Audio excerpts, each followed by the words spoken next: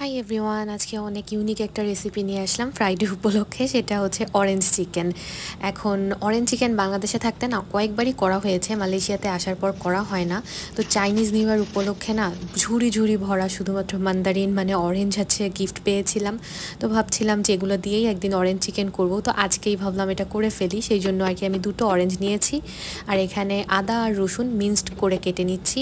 এখানে প্রায় 1 টেবিল চামচ আদা আর 1 টেবিল চামচ হচ্ছে রসুন মিক্সড করা আছে। তারপরে নিয়ে নিচ্ছি চিকেন ফিলে। এগুলো হচ্ছে বাইট সাইজ পিস করে কেটে নিতে হবে। তারপরে এটাকে হচ্ছে বিভিন্ন মশলা সস দিয়ে আমি ম্যারিনেট করে নিচ্ছি। যেমন এখানে দিয়েছি সয়া সস, একটু গোলমরিচের গুঁড়ো, একটা পুরো ডিম। এগুলো হচ্ছে একসাথে মিক্স করে নিচ্ছি। এরপরে ব্যাটার করার জন্য একবারেই আমি এটাতে 2 টেবিল চামচ কর্নফ্লাওয়ার আর 2 টেবিল চামচ হচ্ছে রাইস ফ্লাওয়ার মানে চালের গুঁড়ো মিক্স করলাম, আর অল্প একটু লবণ দিয়ে এটা মেখে নিচ্ছি। তারপরে প্যানে হচ্ছে ডুবো তেলে এটাকে আমি ভাজতে থাকবো মিডিয়াম হিটে। অরেঞ্জ চিকেনটা বেসিক্যালি একটা চাইনিজ খাবার, কিন্তু এটার আমেরিকান চাইনিজ ভার্সনও আছে যেটা আমি এখানে ফলো করছি। তো এখানে আমি হচ্ছে চিকেনগুলো ডাবল ফ্রাই করে নিব যাতে এক্সট্রা ক্রিস্পি হয়। তো সেই জন্য প্রথমবার ভেজে রাখা চিকেনগুলো উঠিয়ে সেকেন্ডবার যেগুলো ভেজেছি ওগুলো উঠানো মাত্রই একটু হাই হিটে আর কি প্রথমবার ভেজে রাখা চিকেনগুলো আমি আবারও দিচ্ছি। এভাবে আমি সেকেন্ডটাও ডাবল ফ্রাই করে নিব।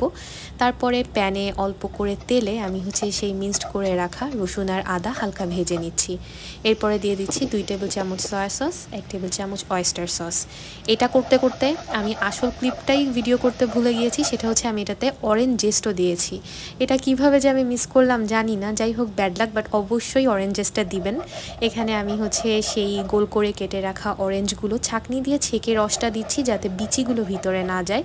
তারপরে দিয়ে দিচ্ছি 1 টেবিল চামচ চিনি, অল্প গোলমরিচের গুঁড়ো আর হচ্ছে কয়েকটি শুকনো মরিচ কেটে দিয়ে দিলাম। তারপরে হচ্ছে কর্নফ্লাওয়ার পানিতে গুলে রাখা ছিল, সেটা দিয়ে মিক্স করা হয়ে গেলে আমি একদমই লো হিটে আর কি এটা করেছি এতক্ষণ। তারপরে আমি ভেজে রাখা চিকেনগুলো দিয়ে দিচ্ছি। এটা মিক্স করা হয়ে গেলে তারপরে আমি হচ্ছে প্লেটে এটা সার্ভ করব। সার্ভ করে উপর থেকে একটু গার্নিশ করতে হবে। তো আমি আর কি এখানে সিসামে সিড আর হচ্ছে গ্রিন অনিয়ন দিয়ে একটু গার্নিশ করে নিলাম।